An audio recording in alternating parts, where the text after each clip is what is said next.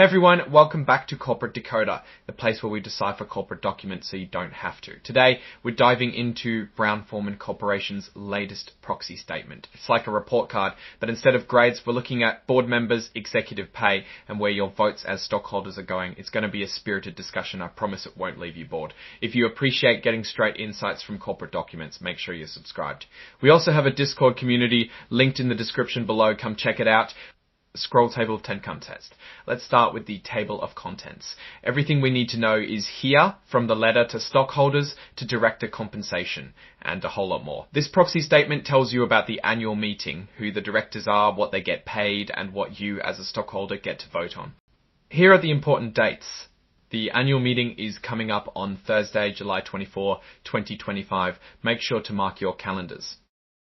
This section gives a quick overview of what's up for a vote, including electing directors and picking the accounting firm.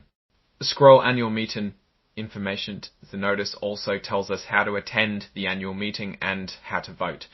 They are encouraging you to vote as soon as possible, even if you plan to attend the meeting in person so they can make quorum. Time to break down the main votes. First, you'll be voting on who gets to be on the board of directors, and the recommendation is for all nominees. Second, there's a vote to ratify, to approve the selection of Ernst & Young LT as their accounting firm, and again, their recommendation is for ratification. The board of directors has some amazing people, most of whom are independent. Something interesting happening here is that Campbell P. Brown will step down as chair yet remain on the board. The executive vice president, Marshall Bay Ferrer, will step down from his management role within the company, but assuming he is re-elected, he will assume the role of chairman. Scroll corporate evidence bonds section dives into how the company is run, focusing on the board of directors. The board is there to oversee the management team. Think of them as the supervisors making sure the company is heading in the right direction. They handle big stuff like strategy, financial health, and how the executives get paid. Since more than 50% of their Class A voting stock is held by members of the Brown family, the company is considered a controlled company under the New York Stock Exchange rules. But they still make it a point to have a majority of independent directors. The goal of having independent directors is to ensure they have people on the board looking out for all stockholders.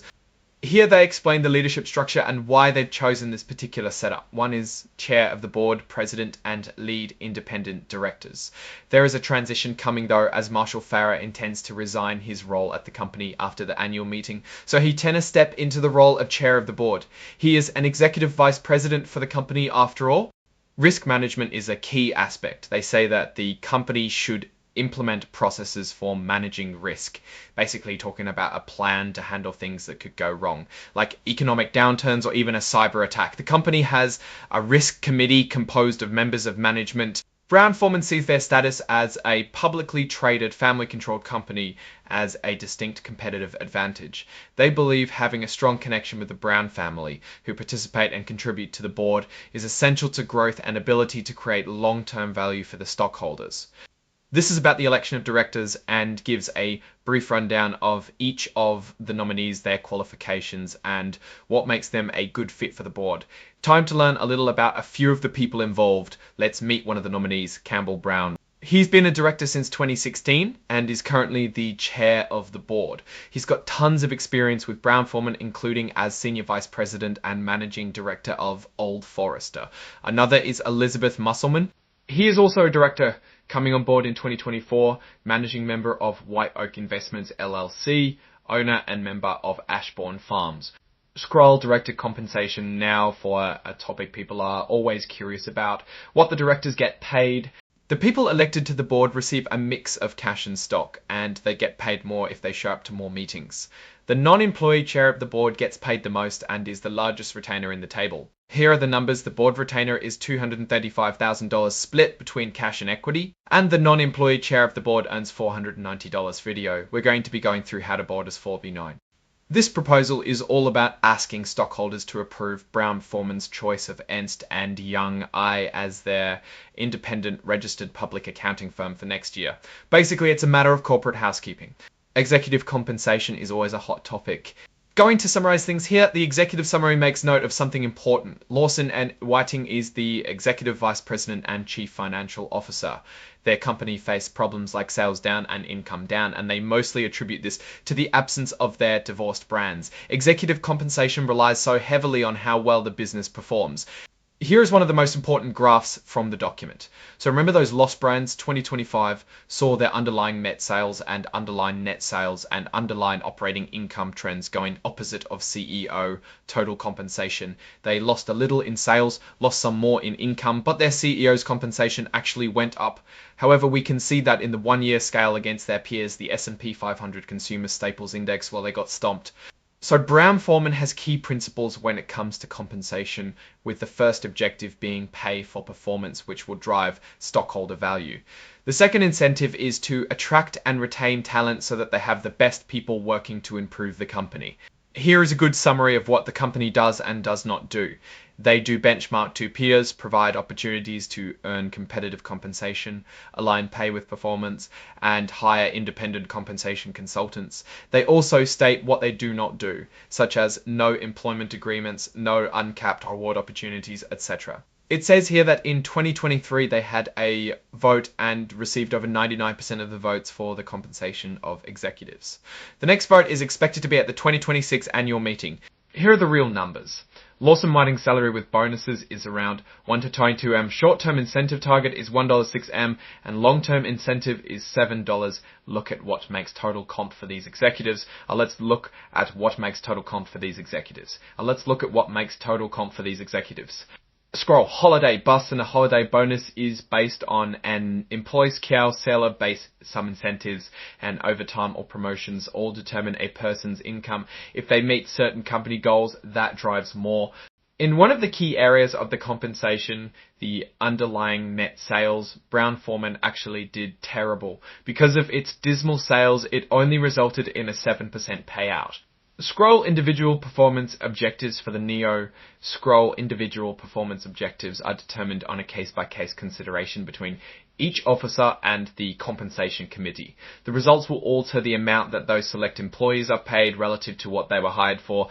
Long-term is a whole other beast and is mostly dictated by metrics regarding stock, and general equity awards are granted annually on July 25 for board meetings.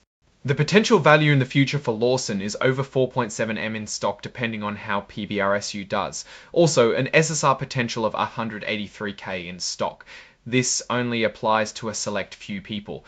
But again, they have been trying to increase the equity portions for higher ups. Payouts depend entirely on the value of the stock, which isn't determined until the end of that period, giving management and other stakeholders years to do something.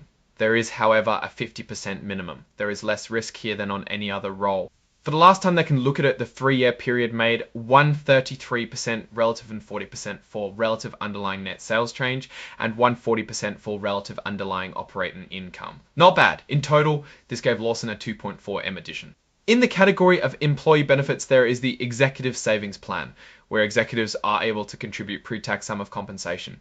What happens to all this money once the executives leave the company anyway?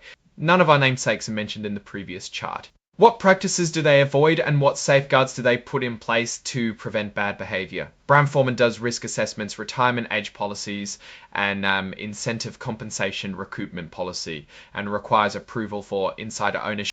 There are no contracts allowing special payouts if someone takes charge or anything which lowers the overall risk.